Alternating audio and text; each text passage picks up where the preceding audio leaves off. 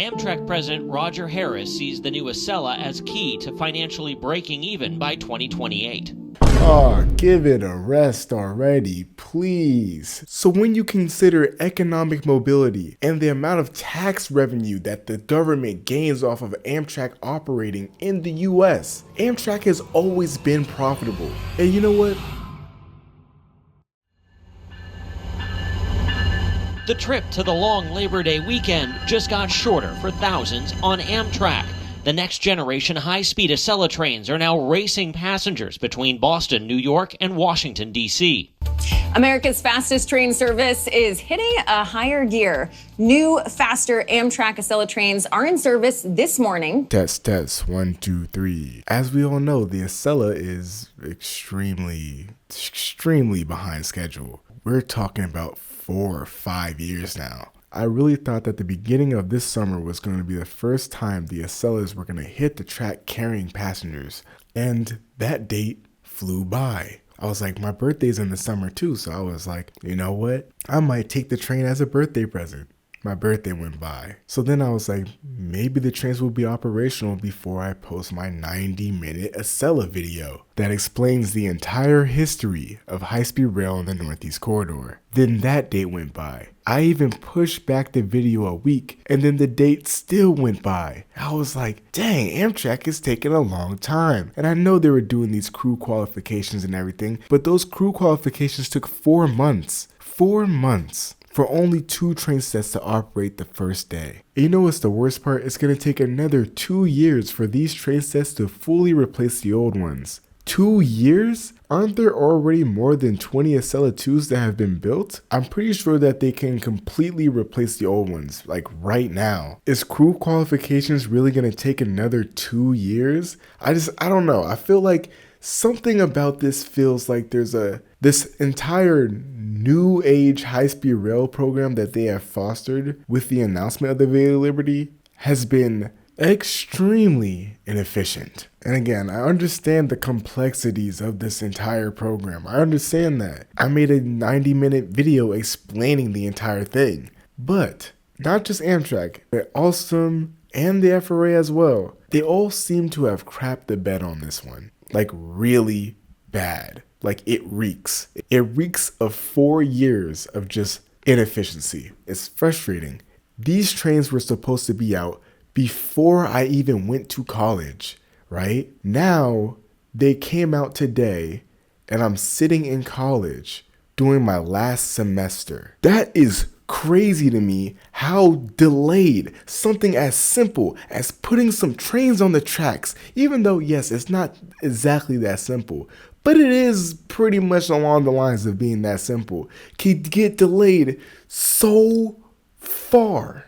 Like we talk about California high-speed rail, BrightlineWest is now going down the same path of being delayed, Texas Central, but the Acela, it seems like such a simple concept, and it's just like, how did it get this bad? Even with all the stuff I know, even with the year of research I did on the Acela, it's still mind-boggling how it can get this bad and then still the trains will only fully replace the old trains by 2027. So 7 years pass when the old trains were actually due to be replaced. Crazy. Anyways, I'm going to do a video on what I think should happen with those old trains. I don't think that the old Acela should be scrapped, but yeah, I'm going to do a video on that. And let me get this straight. I really like Amtrak and I really like Brightline. I really like the California High-Speed Rail Authority. But these companies and authorities, like, they make it really, really, really hard for you to root for them sometimes. And I know that they all share one similar factor that makes them so inefficient. I like when you like this, Daddy. Yeah, where you put my bag? Daddy, I like when you Right scrambling here, and scraping. No,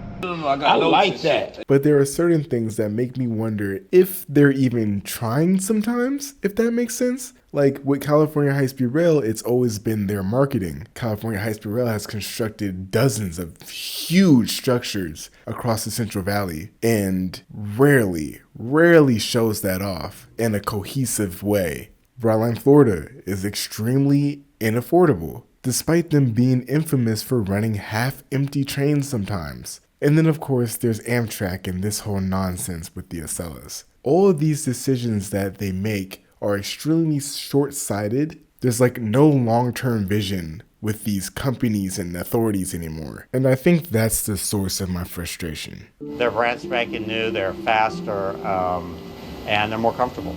Amtrak President Roger Harris sees the new Acela as key to financially breaking even by 2028.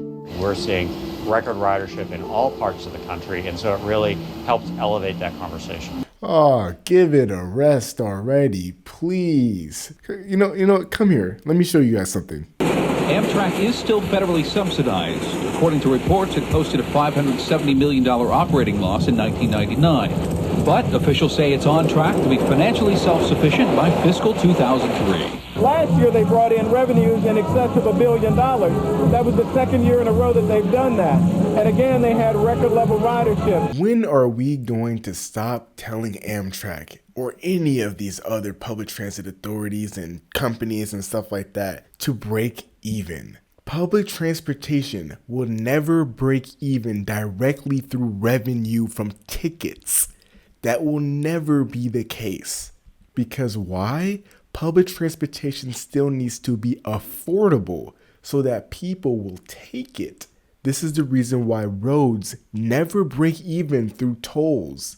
Airlines would never break even if they actually had to own and expand the airports for services. So why are we going to force this weird pebble-brained criteria only for rail transportation in America? Why have we been forcing this on Amtrak for 50 years? Oh, they record ridership. It's gonna break even. Trust me, bro. Just wait 2 more years. Trust me, bro. It's gonna break even. Trust me, bro. It's like Amtrak, you need $30 billion to replace the crumbling infrastructure on the Northeast Corridor. That will never pay itself back through ticket revenue. The way that public transportation works is you connect multiple different parcels of land, which increases the land value. Then you tax said land so that you can reinvest it back into the public transportation. That's how it breaks even. It doesn't break even because people pay a toll, or they pay an airline ticket, or they pay a train ticket.